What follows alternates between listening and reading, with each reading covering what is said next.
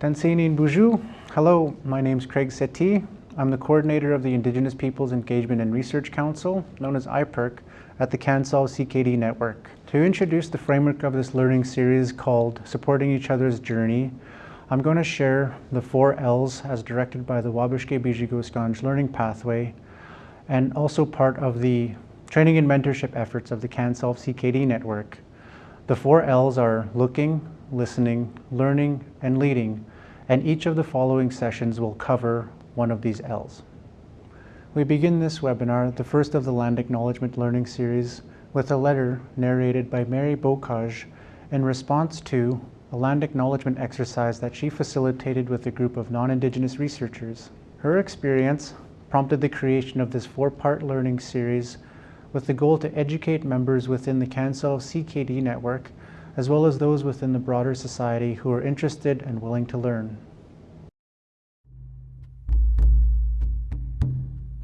Acknowledging the land is a First Nations tradition that goes back generations. It's a means of rooting yourself in the place that you gather.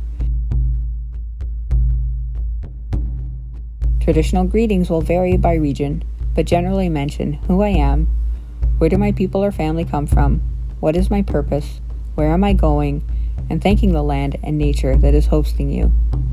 Here is my example. Mary Bocage Nishtakaz, Bising Dunjaba, Robinson Huron Treaty Nunjaba. My name is Mary Bocage. I'm from Nipissing First Nation and Robinson Huron Treaty Territory in northeastern Ontario, and this is my homeland.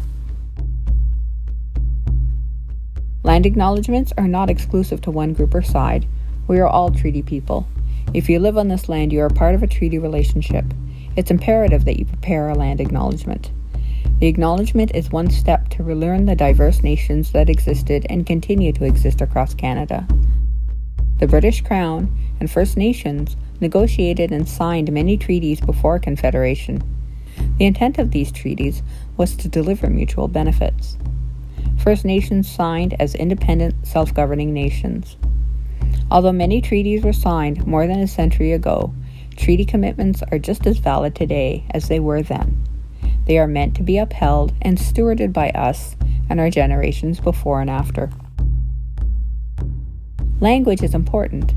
We are not Indians, Aboriginal, or Native. Think of it this way. Indigenous is an umbrella term, and under it, the First Nations, Inuit, and Métis people. All are unique. All have differing relationships and history with the Government of Canada and the provinces. It is up to you to learn about this. The land acknowledgement that you create has to come from a good place. It can be as long or as short as you feel is right for you. It can include history or facts that you've learned. It shouldn't be solemn. It should be uplifting and positive. Your acknowledgement is a living statement and should be written in present tense. Land acknowledgements can seem intimidating at first. It might take you out of your comfort zone. If you're in a situation where each person is stating their city and territory and you reside in the same area as them, it's important for each of us to say it, even if it seems repetitive. The city and territory each bear equal weight. The more you say it, the easier it becomes and you will feel more comfortable. Once you feel that comfort, take the next step.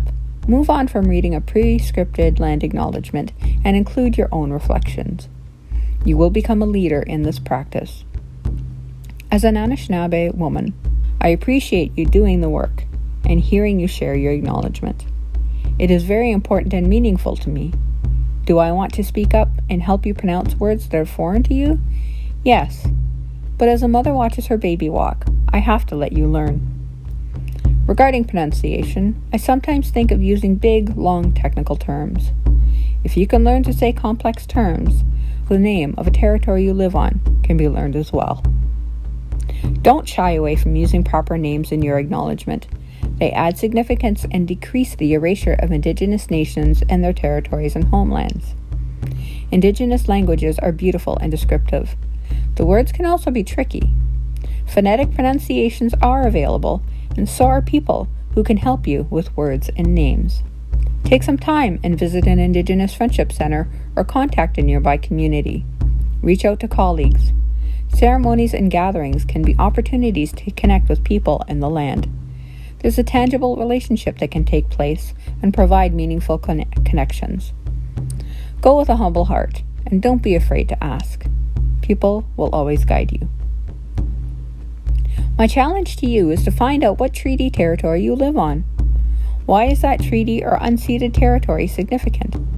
Take those teachings and use them to help you foster your relationship to the land and the Indigenous peoples in your area. This is one small step towards reconciliation.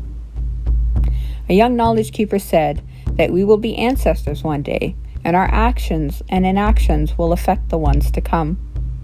It's always stuck with me because we think of the 7 generations before us and the 7 generations after with every action we take or decision we make.